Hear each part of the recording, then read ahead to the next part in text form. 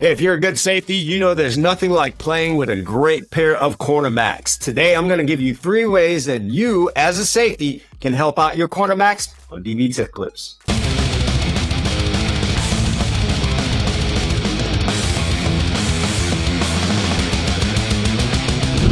I'm Chad Wilson, owner of All Eyes DB Camp and author of 101 DB Tips. It's the ultimate defensive back reference guide. If you don't have your copy yet, you definitely need to get your hands on this right now. It is, again, the ultimate defensive back reference guide. Everything from how to play safety, how to play corner, how to play nickelback, watch film, train in the off season, how to play man, how to play zone, literally everything that you can think of that comes to defensive back can be found in 101 DB Tips.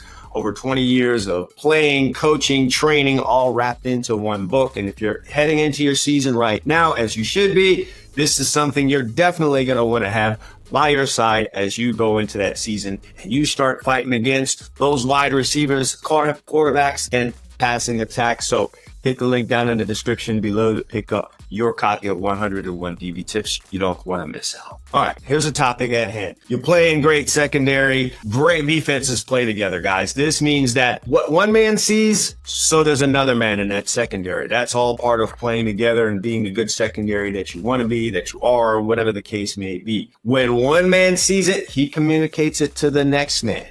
Any plus unit that you have ever seen working or been a part of has had a great working relationship. You might not be the best friends off the field, but when you get on that field, you guys have a really great working relationship. That really starts with the safeties, not necessarily the corners, but it can go either way. But I really, when I was coaching, kind of put that task on the safeties. They're the quarterbacks back there. In this video, I'm going to give you 3 really important ways that you can help out your quarterbacks and make them even better players. If they're better, you're better, the whole unit's better, the whole defense is better. So let's get into that right now. All right, the first thing is communicating the calls. You ask any cornerback and they will tell you there's nothing worse than standing out on that edge with the receiver ready to come right at you and the quarterback ready to receive the snap and go to war on you, and you don't have or know what coverage we're in. Sure, I know a lot of times the call has come in late from the coordinator. I know that. However, the primary job for you as a safety is the moment you get that call is to communicate it to the corner, to your side, and then let everyone else who needs to know get it. It doesn't matter what you do on a given play. If the corner has no idea what's going on, your great coverage will not matter if the corner is sitting in the flat because you thought it was cover 2 when it was actually cover 3. You'll be covering your guy great. He won't, and that's where the ball is going to go.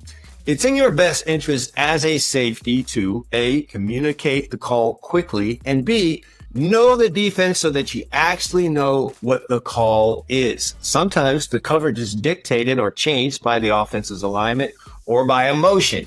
If you don't know the playbook or the game plan, you may be unsure about the call. When you're unsure about the call, then you're hesitant to communicate to the cornerback, and now he has no idea what defense he's in.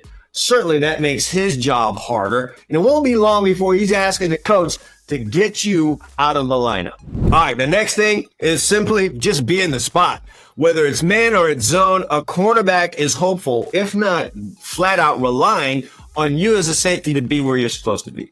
One of the biggest pet peeves for cornerbacks is this mythical double team that doesn't happen in quarters coverage when the safety to his side loses his threat and he's just not available for the corner like he should be. Over time, corners have learned to not depend on it, but when you're a safety who reads his keys and gets there, it makes all the difference in the world. I'm talking to you as the guy who played corner.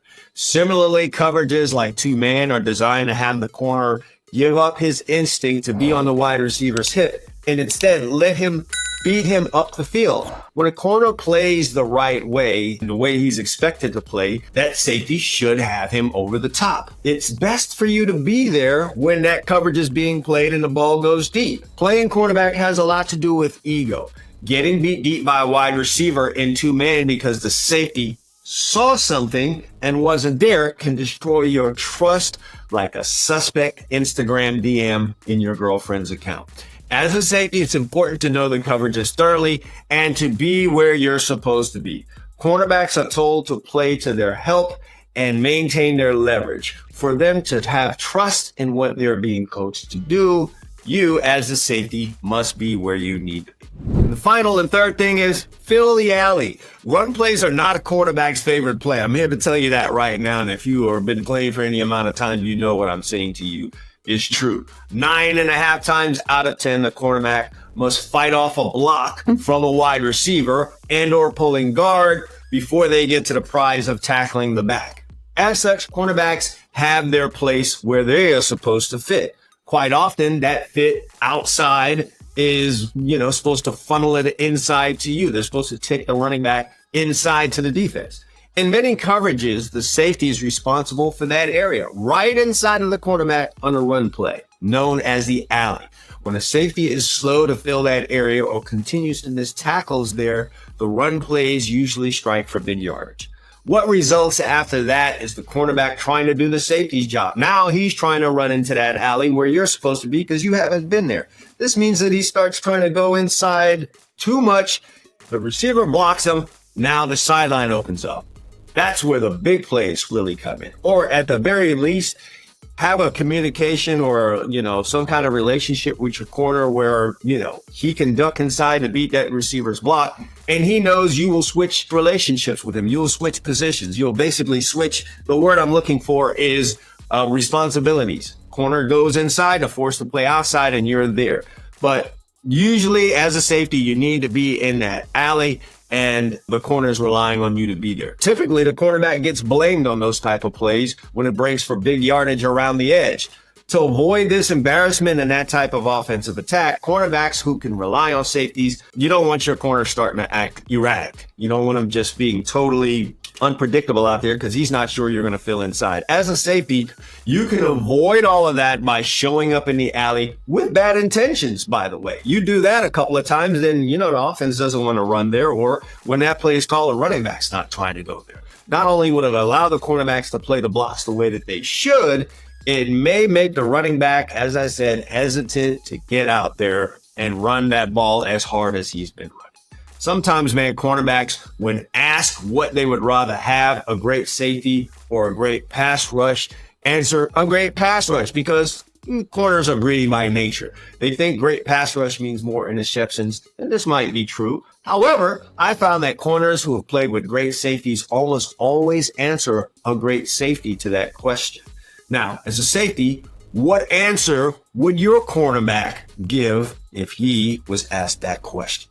So in conclusion, cornerbacks don't ask for a lot. They just want really 3 very important things from you as a safety. 1, communicate the call. 2, be in the spot you're supposed to be in that coverage. And 3, when it comes to those run plays, run the alley, be there so the corner can take on the block that way that he needs to, force the run play back inside, and have someone be there. All right. And that's just it. It's just that simple, guys. You can have a really, really great relationship with your cornerbacks if you do that. And as I said in the outset, if you're doing your job like that, your cornerbacks play better. When they play better, you play better. Everyone's happy and everyone's getting interceptions and causing fumbles. And, you can have a really great season. Stick to those 3 things right there. Make that a priority. That's how you're going to get your corners to play better. I haven't forgot about you guys. I'm telling you what you need to do to have those corners play better. Best believe I got a video coming that's going to talk to my corners and teach them how they can help you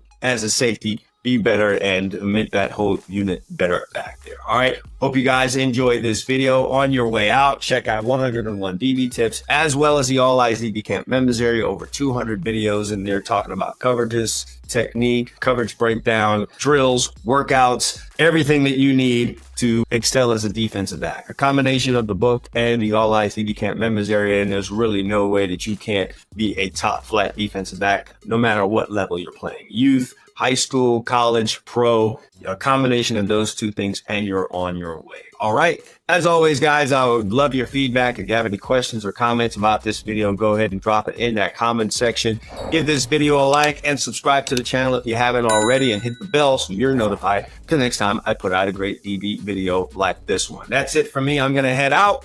And as always, All Eyes DB Camp. Consistency breeds results.